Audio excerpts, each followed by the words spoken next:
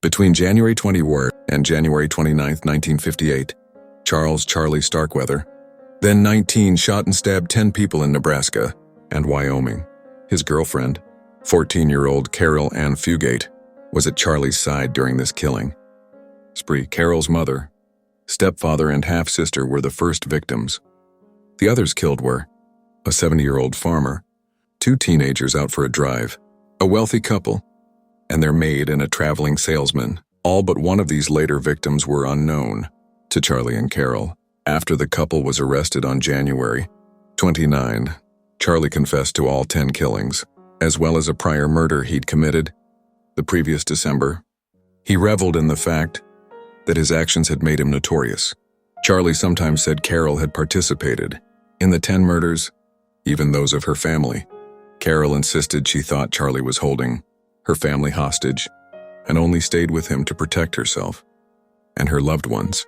The state of Nebraska prosecuted Charlie and Carol separately for first-degree murder. In the death of teenager Robert Jensen, Charlie was found guilty and sentenced to death in May 1958. At her trial, the prosecution painted Carol as a willing accomplice who hadn't taken advantage of multiple opportunities to escape. In November 1958, Carol was found guilty of first-degree murder.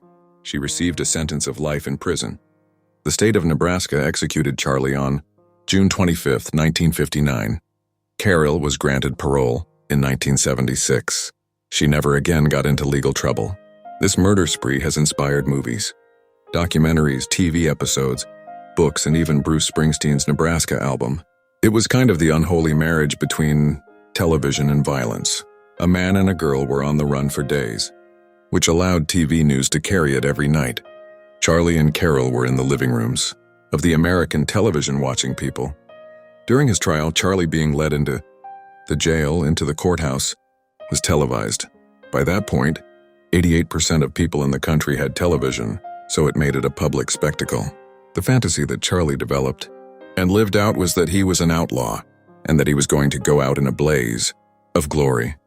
Carol needed to be a part of that story for him. That this fantasy of the two of them living on in the afterlife didn't come about